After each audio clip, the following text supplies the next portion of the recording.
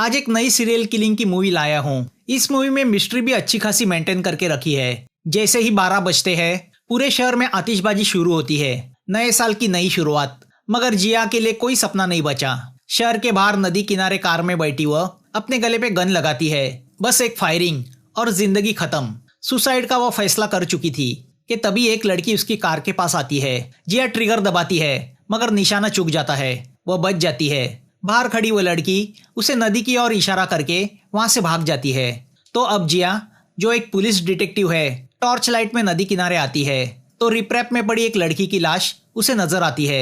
एक पल वह डर जाती है। अब वहां पुलिस आती है। Police chief captain Willy crime location पे पहुंचता है जो जिया को अच्छी तरह जानता है। वो जिया की कार में बैठता है और कार के अंदर रूफ पे लगे ब्लड और बुलेट के निशान को देखता है जिससे वो वाकिफ है। वह दाग कुछ महीने पुराना है। जिया ने चलाई बुलेट भी उसे मिल जाती है। वो जिया से उसकी गन लेके वहां से चला जाता है। अब पता चलता है जिया के फियांसे नाथन ने कुछ महीनों पहले जिया की इसी कार में खुद पे बुलेट चला के सुसाइड की थी। रूफ पे लगा वो निशान उसी सुसाइड का है। उस इंसिडेंट से जिया पूरी तरह से डिप्रेशन में चली गई थी और खुद को भी खत्म करना चाहती थी। दूसरे दिन वो विली के केबिन में पहुंचती है। जिया विली के अंडर ही काम करती है। जिया ने अपने ट्रांसफर के लिए एप्लीकेशन दिया है मगर विली ने उसे होल्ड पे रखा है। वो चाहता है कि नदी किनारे मिली उस लड़की की केस को अब जिया सुलझाए। उसके बाद ही वो उसके ट्रांसफर के पेपर फॉरवर्ड करेगा। जिया को सिंडी के साथ मिलकर ये केस हैंडल करना है। सिंडी ने पुलिस एकेडमी में टॉप किया है और हाल ही में पुलिस फोर्स ज्वाइन की है। विली को लगता है कि अगर जिया केस में बिजी रहेगी तो वो उसके डिप्रेशन से भी दूर रहेगी। तो अब न चाहते हुए भी जिया केस को सॉल्व करने में लग जाती है। अब हमारे सामने शेनॉन आता है जो ताइवान में थाई इमिग्रेंट है। वो वारिया नाम की लड़की से बहुत प्यार करता है। हमेशा उसकी यादों में खोया रहता है। थाईलैंड से ताइवान आए इलीगल इमिग्रेंट के झूठे पेपर्स बना के उन्हें जॉब दिलाने का काम भी शेनॉन करता है। सुबह सुबह उसका दोस्त डैनी उस पर नाराज होता है कि शेनॉन कल रात उसे बिना बताए उसकी टैक्सी ले गया क्योंकि नो एंट्री में टैक्सी चलाने का फाइन मार के ट्रैफिक पुलिस ने उसका चालान उसे भेजा है। शेनॉन उससे कहता है कि 31 की रात वो उसकी टैक्सी नहीं ले गया था। वो घर पे ही था। वारिया का इंतजार कर रहा था। वारिया 4 दिनों से गायब है। उसका फोन भी नहीं लग रहा जिससे शेनॉन टेंशन में है। अब जिया और सिंडी दोनों ऑटोप्सी डॉक्टर से मिलती है जिसने कल रात मिली उस अनजान लड़की की डेड बॉडी को एग्जामिन किया है। डॉक्टर बताता है कि लड़की के शरीर से उसका हार्ट निकाला गया है और उसकी रिंग फिंगर भी काटी गई है। रिंग फिंगर यानी जिस उंगली में मैरिज रिंग पहनी जाती है वो लड़की के उंगलियों से स्किन निकाली गई है ताकि उसकी पहचान ना हो सके। लड़की को 2-3 दिन हथकड़ियों से बंधा गया था। लड़की के पेट पे थाई भाषा में कोई टैटू बनाया गया है। शायद लड़की थाईलैंड की है मगर मौत की वजह कार्बन मोनोऑक्साइड के सफोकेट होने से हुई है। जिया के समझ में नहीं आता कि शरीर से सिर्फ हार्ट और एक उंगली निकालने के पीछे क्या लॉजिक है। डॉक्टर बताता है कि ऐसा मानना है कि रिंग फिंगर की नस सीधा हार्ट तक पहुंचती है, इसीलिए उसे प्यार की नस भी कहा जाता है। तो इस मर्डर का कनेक्शन प्यार से है। लगता है किलर इमोशनली हर्ट हुआ है।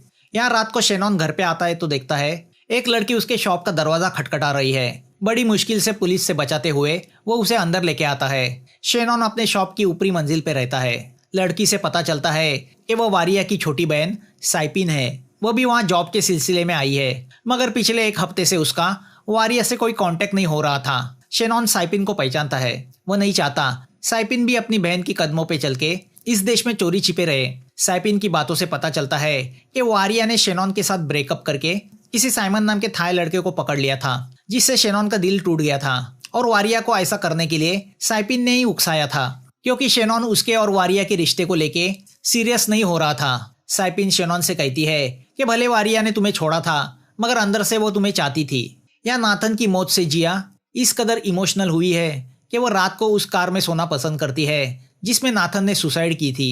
तभी रात को पुलिस कंट्रोल रूम में किसी अनजान आदमी का फोन आता है। वो बताता है कि पुलिस को नदी किनारे जिस लड़की की लाश मिली है उस लड़की का नाम वारिया है। दूसरे दिन विली ये बात जिया को बताता है। किसी पे फोन से फोन किया गया था। अब विली को पता चलता है कि उस पे फोन पे किसी ने बॉम्ब जैसी कोई चीज रखी है। तो अब बॉम्ब स्क्वाड को बुलाया जाता है। पे फोन पे रखे उस रेड बॉक्स को निकाला जाता है तो पता चलता है कि वो बॉम्ब नहीं है। अब जब बॉक्स खोला जाता है तो उसमें कुछ फोटोज और एक हथकड़ी मिलती है। बॉक्स पे मिले फिंगरप्रिंट से पता चलता है कि वह साइमन के है जो थाई वर्कर है मगर साइमन गायब है। दूसरी ओर साइपिन के नकली पेपर्स और आईडी कार्ड बनाने के लिए शेनॉन उसे एजेंट के पास ले जाता है। एजेंट फोगो बड़े प्यार से साइपिन के फोटोज निकालता है। फोगो इलीगल इमिग्रेंट के पेपर्स और पासपोर्ट बनाने में एक्सपर्ट है। यहाँ उस रेड बॉक्स में रखे पेपर्स और फोटोज से पता चलता है कि नदी किनारे मिली लाश वारिया की है। वारिया इलीगल थाई इमिग्रेंट वर्कर थी जो ताइवान में पिछले 6 साल से रहती थी। उन्हें वारिया का साइपिन के साथ वाला फोटो भी मिलता है जो अभी अभी ताइवान में लैंड हुई है। अब जिया बॉक्स में मिले फोटोज से लिंक लगाने की कोशिश करती है। जिया की थियोरी के हिसाब से किलर ने बॉडी को दफन करने की बजाय रिस्क लेके उसे नदी किनारे इसलिए फेंका क्योंकि वो चाहता था कि बॉडी डिस्क्लोज हो, और साइमन ने ये रेड बॉक्स इसलिए रखा ताकि वो चाहता है कि वारिया की मौत की तहकीकात हो। जिया इस नतीजे पे पहुंचती है कि साइमन ने मर्डर नहीं किया, मगर वो इस मर्डर के बारे में बहुत कुछ जानता है। तो अब जिया और सिंडी साइमन को ढूंढने का फैसला करती है। यहाँ साइपिन शेनॉन के घर में अकेली होती है कि तभी उसे किसी आयुनी का फोन आता है।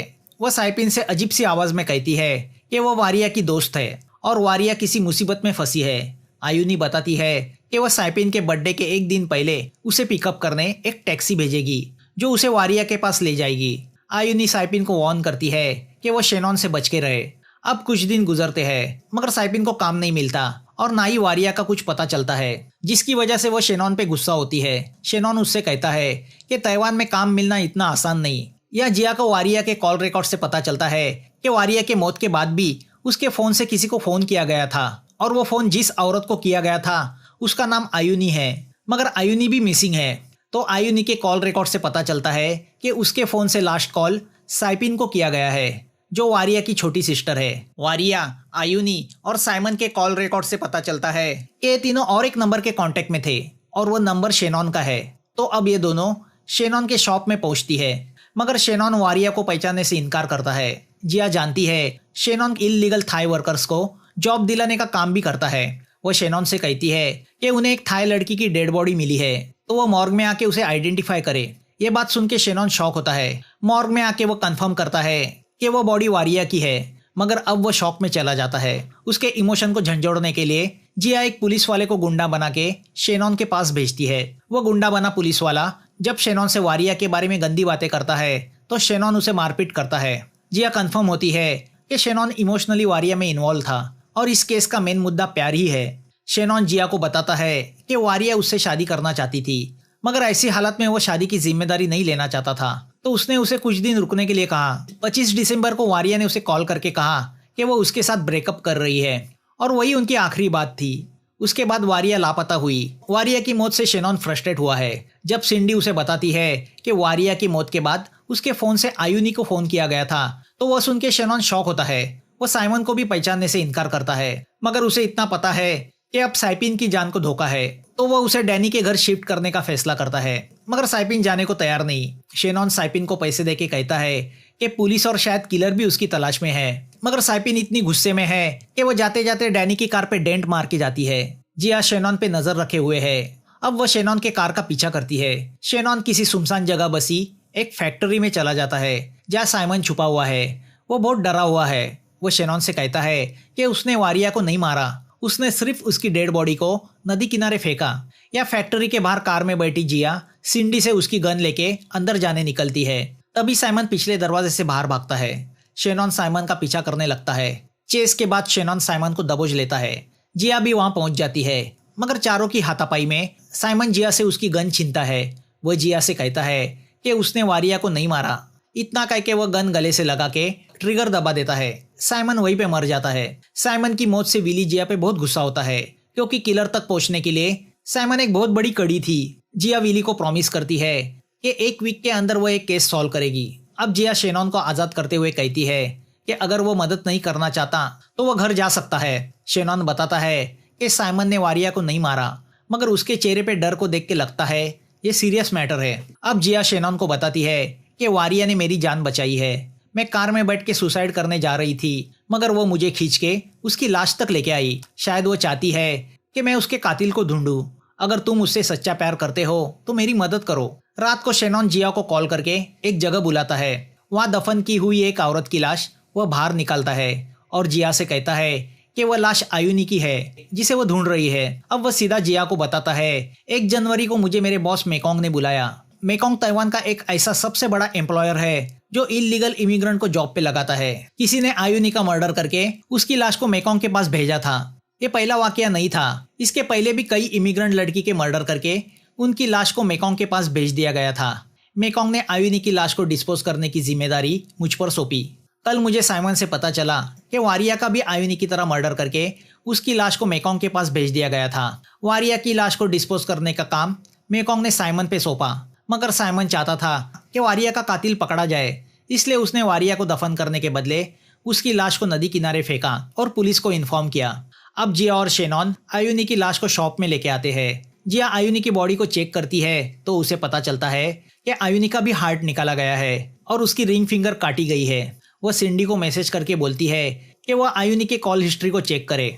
सिंडी जिया को बताती है कि वारिया की मौत के बाद उसके फ़ोन से आयुनी को फ़ोन किया गया था, तो आयुनी की मौत के बाद उसके फ़ोन से साइपिन को फ़ोन किया गया, मतलब अब साइपिन की जान खतरे में है। जिया को पता चलता है कि वारिया की मौत 26 दिसंबर को हुई जब उसका बर्थडे था, तो आयुनी की मौत 31 दिसंबर को हुई जब उसका बर्थडे था। मतलब किलर लड़कियों को उनके बर्थडे के दिन मारता है और साइपिन का बर्थडे कल 6 जनवरी को है, तो सिर्फ एक दिन बचा है। किलर इमिग्रेंट औरतों को मार रहा है। पहले उसने थाई वारिया को मारा, फिर इंडोनेशियन आयुनी को मारा, मगर जिया के समझ में नहीं आ रहा कि किलर मर्डर करके डेड बॉडी को उनके एम्प्लॉयर के पास क्यों भेजता है, वो इतनी रिस्क क्यों ले रहा है, वो ऐसा करके क्या संदेश देने की कोशिश कर रहा है। अब शेनॉन जिया के साथ डैनी के घर जाता है क्योंकि साइपिन उसके घर में है, मगर वहाँ ना साइपिन होती है ना डैनी। यहाँ पुलिस को एक सीसीटीवी फुटेज से पता चलता है कि साइपिन एक टैक्सी में बैठकर कहीं चली गई।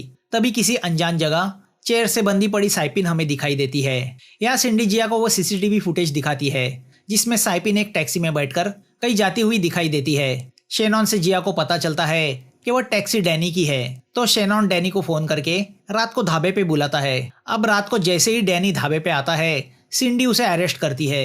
डैनी उनसे कहता है कि वो कभी साइपिन को कहीं लेके गया ही नहीं। अब जिया फिर से फुटेज देखती है तो उसे पता चलता है कि वह टैक्सी डैनी की है ही नहीं, क्योंकि उस पर साइपिन ने गुस्से से बनाया हुआ वो डेंट नहीं है जो डैनी की टैक्सी पे है। कोई तो डैनी की टैक्सी का डुप्लीकेट नंबर बना के काम कर रहा है। वो देख के डैनी को भी समझ में आता है क्यों आए दिन उसके घर ट्रैफिक पुलिस के फाइन के चालान आया करते हैं। हालांकि वह कभी रूल्स नहीं तोड़ता, तो ये टैक्सी वो रूल्स तोड़ रही है। तो अब जिया ट्रैफिक पुलिस के डेटाबेस में जाके उन चालान की डिटेल्स चेक करती है, तो उसे पता चलता है कि वह टैक्सी कई बार एक ही जगह के नो एंट्री में जाया करती है। तो अब जिया, शेनॉन और सिंडी वहां पहुंचते हैं, तो वहां उन्हें पार्क की हुई वो टैक्सी दिखाई देती है। उस पर डैनी की टैक्सी का डुप्लीकेट नंबर होता है। अब जब वह टैक्सी के अंदर टॉर्च मारते हैं तो वहां उन्हें अंदर गिरा हुआ किसी का डुप्लीकेट लाइसेंस दिखाई देता है, जिस पर नाम तो डैनी का है मगर फोटो फोगो का है। वही फोगो जो इलीगल इमिग्रेंट के नकली पेपर्स और आईडी बनाता है। यहाँ उस अनजान जगह जहाँ साइपिन को बांध के रखा है, वहाँ वह किलर एक एक हाथ में लेके आता है, क्योंकि कल साइपिन का बर्थडे है। ऑफ कोर्स वो किलर फोगो ही है। साइपिन फोगो के इरादे जान चुकी है, तो वो उससे मिन्नतें करती है कि वो उसे ना मारे। वो उसके लिए कुछ भी करने के लिए तैयार है। फोगो उससे पूछता है, क्या मेरे साथ मेरी पत्नी बनके जिंदगी भर रहोगी? साइपिन हाँ कहती है। फोगो उससे कहता है, यह जवाब तो मैं कई लड़कियों के मुंह से सुन चुका हूँ और भुगत भी चुका हूँ। तुम जैसी लड़कियां अपने मतलब के लिए सफाई से झूठ बोल देती है। तुम्हें किसी के दिल की क्या परवाह? जैसे ही पहला मौका मिलेगा तुम भाग जाओगी, और अभी भी तुम यही सोच रही हो ना? तुम जैसी लड़कियों के लिए मैंने बर्थडे सेलिब्रेशन अरेंज किया है। जिस दिन बर्थडे है उसी दिन तुम जैसे लड़कियों का डेथ डे होगा। You deserve to die. अब फोगो बर्थडे कैंडल से कार्बन शीट जलाता है, जिससे पैदा होने वाला कार्बन उस बंद रूम में पॉइजन का काम करने वाला था और जिससे साइपिन की मौत होने वाली थी। दूसरी ओर जिया और शेनॉन फोगो की राह देख रहे हैं, क्योंकि साइपिन को बचाना उनकी प्रायोरिटी है। कि तभी कार लेके फोगो वहां आता है। उन दोनों को देख के वह कार से भागने की कोशिश करता है, मगर जल्दबाजी में उसकी कार दूसरी कार से टकरा जाती है। अब फोगो चाकू लेके वहां से भागने जाता है, तो शेनॉन उसे दबोचता है, मगर फोगो उसे चाकू से घायल करके भागता है। तो आगे सिंडी उसे पकड़ लेती है। अब जिया और शेनॉन उस पर झपट के उसे अरेस्ट करते हैं, मगर इस हाथापाई में सिंडी बुरी तरह घायल होती है। सिंडी को इमरजेंसी में हॉस्पिटल एडमिट किया जाता है। फोगो बताने को तैयार नहीं कि साइपिन को उसने कहाँ रखा है, तो अब उसे उसके फोटो स्टूडियो लाया जाता है। शेनॉन स्टूडियो की ऊपरी मंजिल जाता है, तो वहाँ उसे फोगो का स्पेशल रूम दिखाई देता है, जहाँ फोगो मर्डर की हुई लड़कियों की फोटो फ्रेम के साथ अपना फोटो निकाला करता है। वहाँ लगाए कई लड़कियों के फोटो से पता चलता है कि फोगो ने कई लड़कियों का मर्डर किया है। उसी फोटो में शेनॉन को वारिया की फोटो फ्रेम दिखती है, जिससे इमोशनल होकर वो रोने लगता है। अंदर के वार्डरोब में शेनॉन को उन लड़कियों की कटी हुई उंगलियां और प्रिजर्व किए हार्ट भी दिखाई देते हैं। अब जिया भी फोगो को ऊपर के उस रूम में लेके आती है। और वो नज़ारा देख के पूरी तरह शॉक होती है। फोगो से पता चलता है उसने कम से कम 20 लड़कियों का मर्डर किया है। अब गुस्से से शेनॉन फोगो को मारने की कोशिश करता है तो जिया उसके पैर पे गोली मार के उसे रोकती है। फिर वो फोगो को लेके उस जगह निकलती है जहाँ वो उन लड़कियों को मारा करता है। रास्ते में जिया उससे पूछती है उसके साथ ऐसी क्या बात हुई कि वो इमिग्रेंट लड़कियों का मर्डर करते फिर रहा है और उनकी डेड बॉडीज को उनके एम्प्लॉयर के पास भेजा करता है। फोगो बताता है कि 2 साल पहले वो एक इंडोनेशियन लड़की अनीसा से प्यार करने लगा था। वो भी इलीगल इमिग्रेंट थी। अनीसा उससे शादी करने वाली थी। फोगो ने उसके लिए वेडिंग रिंग बनाई। अनीसा का पासपोर्ट फोगो ने अपने पास छुपा के रखा था ताकि वो उसे छोड़ के जा ना पाए। तो एक शाम जब फोगो का बर्थडे था तब अनीसा ने बड़ी चालाकी से फोगो को बेहोश किया और अपना पासपोर्ट लेके वो इंडोनेशिया भागी और अपनी वेडिंग रिंग को वहीं पे छोड़ दिया। मानो उसने फोगो के पैर को धुतकारा था, जिससे फोगो का दिल इस कदर टूट गया कि उसने इन सेल्फिश इमिग्रेंट लड़कियों से बदला लेना शुरू किया। वो उन्हें उन्हीं के बर्थडे पे मारता गया, उनकी रिंग फिंगर और उनका दिल निकालता गया। फिर उनकी लाश को उनके एम्प्लॉयर के पास भेज के उन्हें एक तरह से धमकी देता था कि वह ऐसी इलीगल इमिग्रेंट लड़कियों को काम पे ना रखे। तभी कार में बैठे बैठे फोगो की नज़र कार के रूफ पे पड़े बुलेट के और ब्लड के निशान की ओर जाती है। वो जान जाता है कि जिया के बॉयफ्रेंड ने उसी कार में सुसाइड की है। वो उससे कहता है कि तुम्हारा प्यार भी तुम्हें अकेला छोड़ के भागा है। इस तरह सुसाइड करना भगोड़े की निशानी है।